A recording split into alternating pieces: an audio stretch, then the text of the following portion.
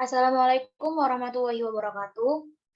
Kami dari kelompok 10 akan mempresentasikan hasil diskusi kami mengenai konsep pemikiran Muhammad Natsir. Next.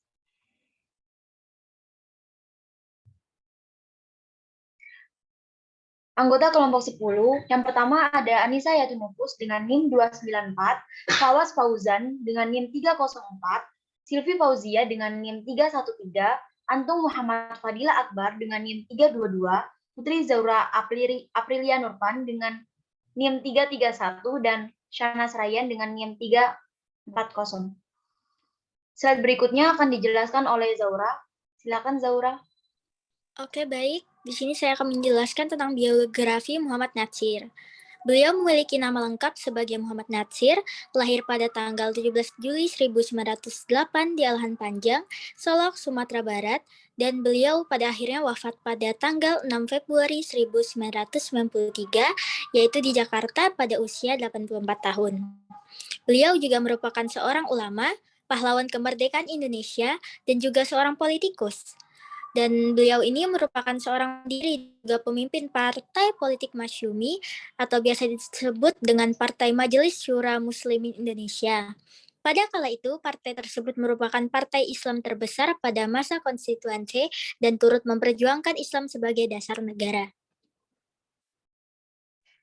Baik, terima kasih Zaura. Slide berikutnya akan dijelaskan oleh Silvi. Silakan Silvi.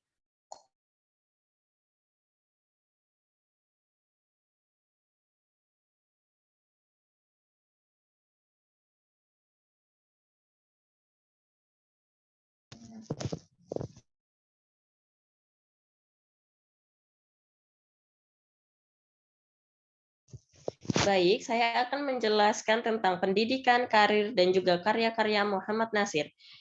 Muhammad Natsir pernah menghabiskan atau menyelesaikan pendidikannya di HIS Solok, Sumatera, sekolah agama Islam yang terletak di Padang, Mulo, ataupun Mir Uitgebreit Lager Onderwijs yang terletak di Mesir, AMS, ataupun dengan nama panjang Algemeen Middelbare School yang terletak di Bandung.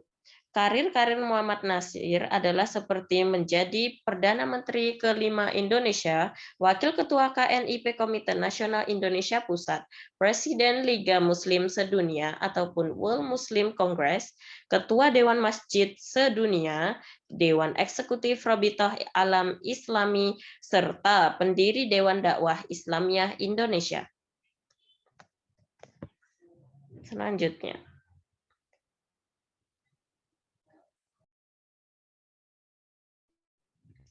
Karya-karya Muhammad Natsir adalah seperti Capita Selecta, Some Observations Concerning the Role of Islam in National and International Affairs, Islam sebagai Dasar Negara, Pesan Islam terhadap Orang Modern, dan juga Politik melalui Jalur Dakwah.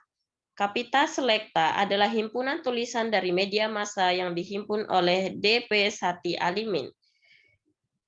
Islam sebagai Dasar Negara merupakan kumpulan pidato di konstituante yang dikumpulkan oleh Muhammad Natsir. Selain itu, pesan Islam terhadap orang modern memberi pengaruh yang besar terhadap orang-orang milenial yang mempunyai cara pandang yang baru.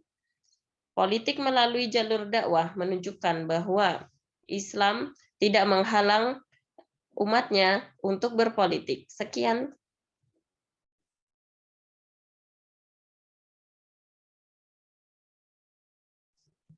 Baik, terima kasih Silvi.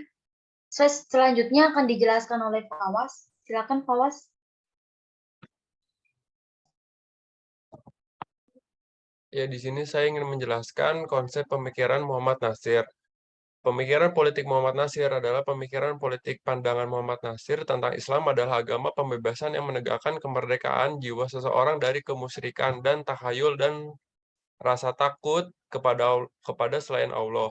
Pembebasan manusia dari tasuk yang menjadi angkara murka antara bangsa dan negara yang mencoba menegakkan masyarakat dari musyawarah dengan menghargai nilai-nilai kemanusiaan atas dasar hidup. Terus Menurut beliau, Islam bersifat demokratis dalam artian bahwa Islam arti absolutisme dan anti sewenang-wenang dan menggariskan hak-hak manusia sebagai makhluk sosial serta menyeimbangkan antara hak dan kewajiban antara pemerintah dan rakyatnya. Muhammad Nasir menganggap bahwa demokrasi baik akan tetapi sistem ketatanegaranya Islam tidak menggantungkan segala urusan kepada keputusan parlemen. Konsep pemikiran negara testik demokrasi, yakni demokrasi yang berdasarkan kepada nilai-nilai ketuhanan. Menurutnya negara berdasarkan Islam bukanlah negara yang sekuler, tetapi negara yang demokrasi. Beliau beropini juga bahwa pendidikan bukanlah bersifat parsial. Pendidikan ialah universal, ada keseimbangan antara aspek intelektual dan spiritual, antara sifat jasmani dan rohani, tidak dikotomis antara cabang-cabang ilmu. Dia sangat tegas menolak teori dikotomi ilmu yang memisahkan antara ilmu kepercayaan serta ilmu umum. Makanya dia menapik pemisahan pendidikan kepercayaan dan pendidikan awam. Dikotomi ilmu agama dan ilmu awam artinya teori yang lahir dari rahim sekulerisme. Mungkin sekian dari saya, selanjutnya diserahkan ke moderator.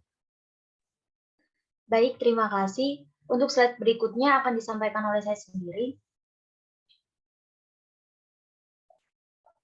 Konsep demokrasi dengan ketuhanan dan kedaulatan. Demokrasi ketuhanan merupakan demokrasi berlandaskan pada nilai-nilai ketuhanan, dengan kata lain demokrasi Islam.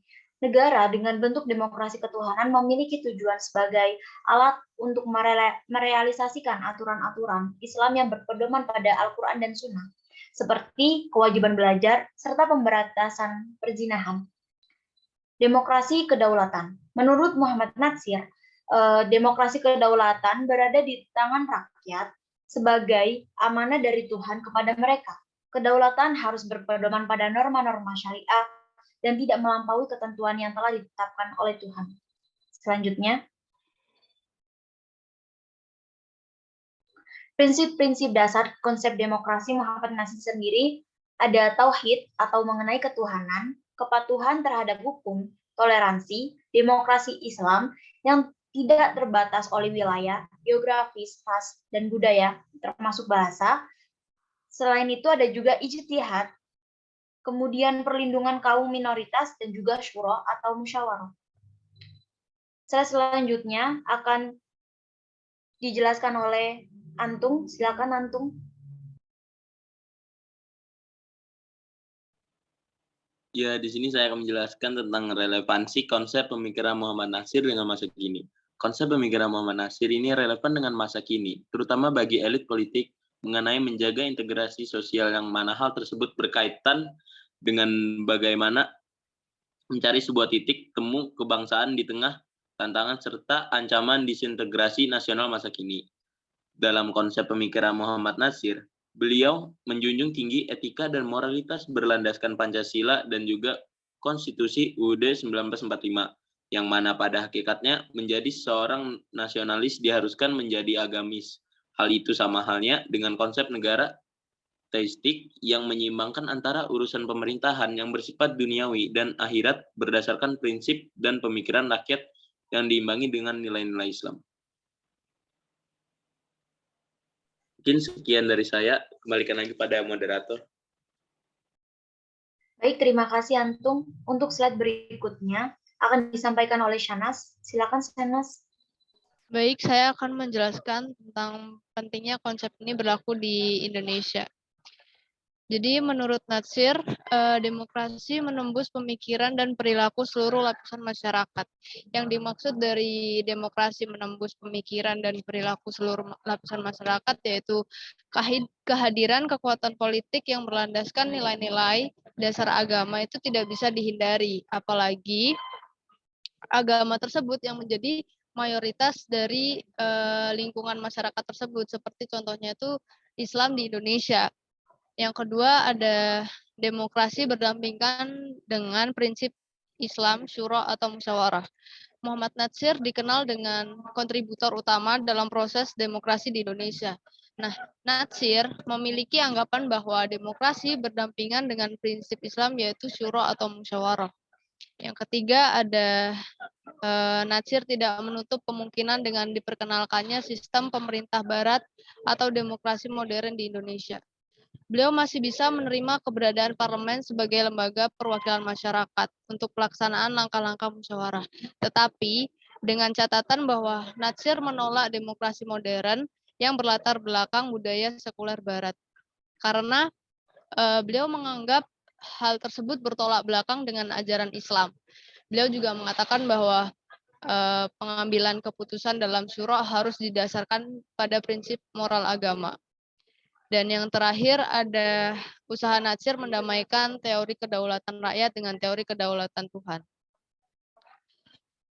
Dengan adanya penjelasan sebelumnya, maka Natsir itu berusaha mendamaikan teori kedaulatan rakyat dengan teori kedaulatan Tuhan dengan memandang Islam sebagai memandang Islam menganut teistik demokrasi atau demokrasi teistik.